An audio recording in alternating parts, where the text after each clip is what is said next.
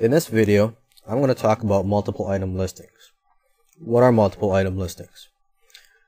Basically what they are listings that you put on eBay, and for example, you want to sell your hats. You have identical hats. Let's say you have 10 hats. Okay, instead of listing each hat separately in a different auction, what you can do is you list all of them in one auction. Okay, I'm not talking about selling them all together as one lot, but selling them individually from one listing. So basically you could have 10 different buyers for each of your 10 hats from that one listing.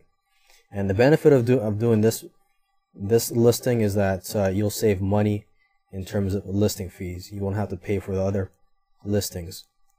So there's actually two types of multiple item listings. There's the fixed price format and there's the auction style format.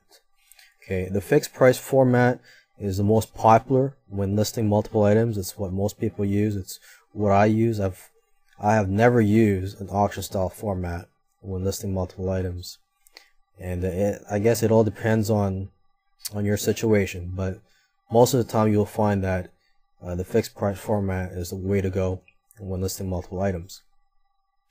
Okay, now let me just give you a couple of examples, or before I give examples, actually I should tell you exactly how they work. So a fixed price format, people can buy immediately from you, and basically if your 10 hats get sold out, as soon as your 10 hats are sold out, then the listing ends. Okay, now in terms of an auction style format, people will not be able to buy from you right away. So let's say you have 10 hats and you place a starting bid of $5 and you list it for 7 days. So people will not be able to buy from you right away. They have to wait for the auction to end. And for this example, let's say 20 people want to buy your hats. Okay, and they all want one hat each. So obviously the 10 highest winning bidders will be able to buy your hats. Okay, at the end of the auction, now this is where it gets confusing actually for some people. At the end of the auction, the price determined, like what price are the winning bidders going to be able to buy your hat for. It's not the highest winning bid, it's actually the lowest winning bid. So let's say the highest winning bid was $19. Well, even though that person is going to be able to buy your hat, he's not going to buy it for $19. Okay, let's say out of the 10 highest winning bidders, the lowest winning bid was $11.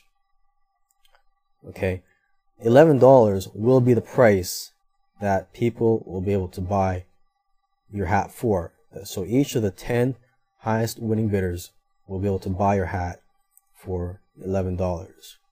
Okay, so that's the way it works. I know it's a little confusing for some people and may take a little while for you to get used to.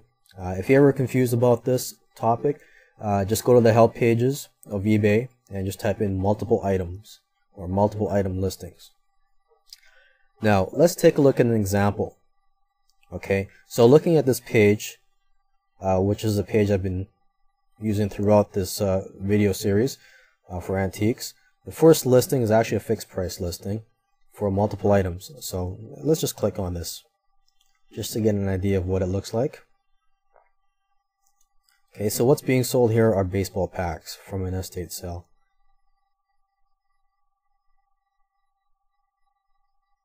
Three days left.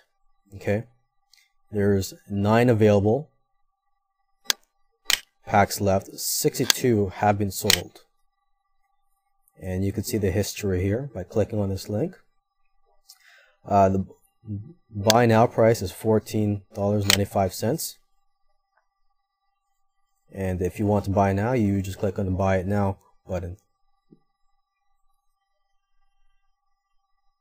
And you'll be brought to this page if you want to buy it.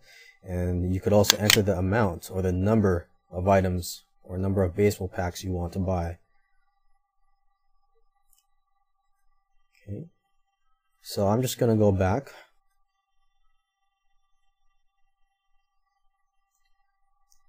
Okay, now one other thing I should mention is for fixed price listings, as I mentioned in another video, is that there is a minimum feedback requirement. And if you're going to have multiple items for a fixed price listing, the minimum feedback requirement is actually higher. I believe it's 15 if you have a PayPal account, and if you don't have a PayPal account, it's 30. eBay is always changing the rules, so it's good to bookmark their important pages. Let's just go to the help pages here. This is a page that I found by just typing in multiple items or multiple item listings in the help pages. And there's actually a link here which says requirements. So you click on that.